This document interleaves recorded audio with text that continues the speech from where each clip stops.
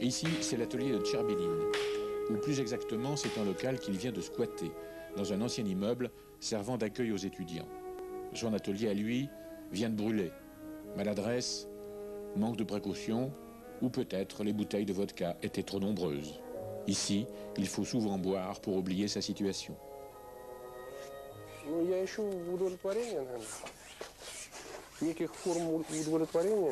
Je cherche à satisfaire mes aspirations à la beauté, aux normes esthétiques.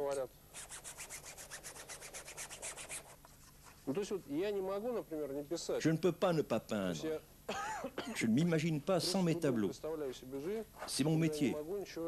Et c'est une nécessité vitale. Они этим занимаются. И точно мне трудно сказать, сколько. Примерно $756 в месяц. Je gagne pas mal d'argent. Je peux vivre avec cet argent. Je ne sais pas exactement combien, environ $756 par mois. Je dépense cet argent en aidant mon père et des gens. Je suis très bon.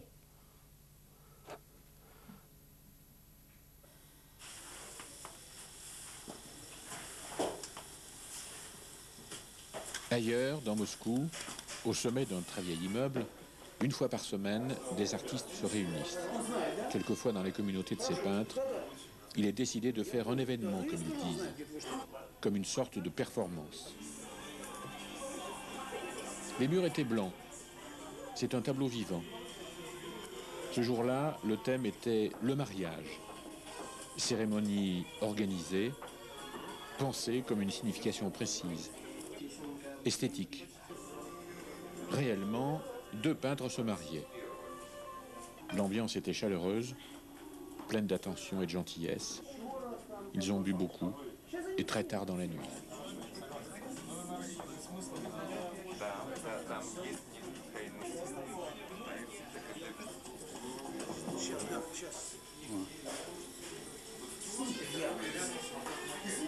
Pendant ce temps, Bogdan règle son accrochage. Autre personnalité, autre style.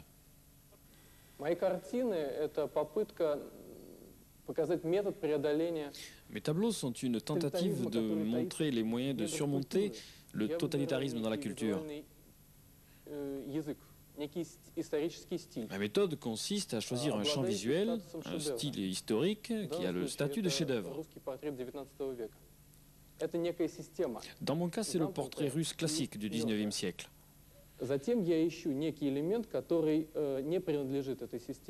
Ensuite, je cherche un élément étranger à ce système pour sortir de celui-ci et voir ce qu'il y a dehors. Et j'ajoute cet élément étranger au système fermé.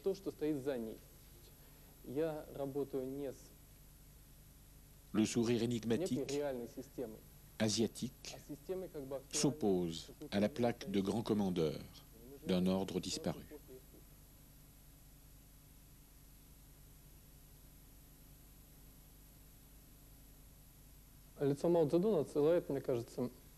Actuellement, nous vivons dans une situation qui est hors de l'art.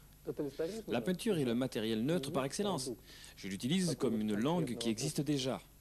Le visage de Mao fait référence au totalitarisme produit de la culture humaniste. La culture détermine notre conduite.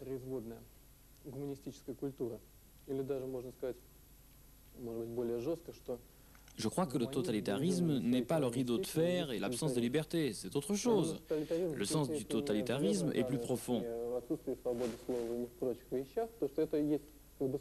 Le fait que nous passions d'un système à un autre ne signifie pas pour autant que nous renonçons au totalitarisme. Un changement de système n'implique pas forcément que la société sera plus libre. D'ailleurs, je pense que la société américaine est beaucoup plus totalitaire.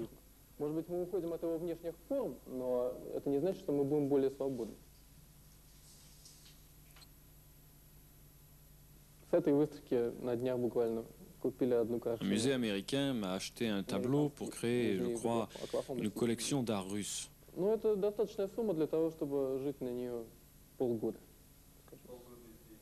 La somme a été suffisamment importante pour me faire vivre pendant 6 mois.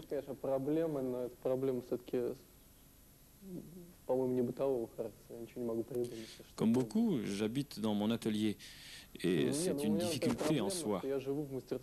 C'est difficile psychologiquement de se réveiller chaque jour au milieu des tableaux.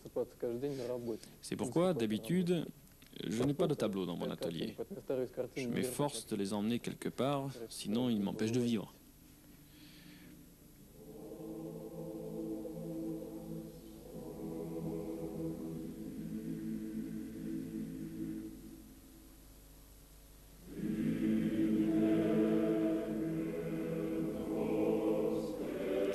Figure énigmatique de Mao. Métaphore du climat actuel qui règne à Moscou.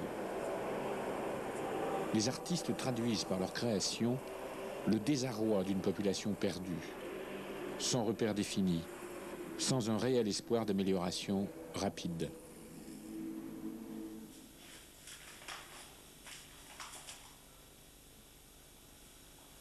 Serge, toujours solitaire, meuble son isolement avec la vodka et les sons incertains d'une flûte dérisoire.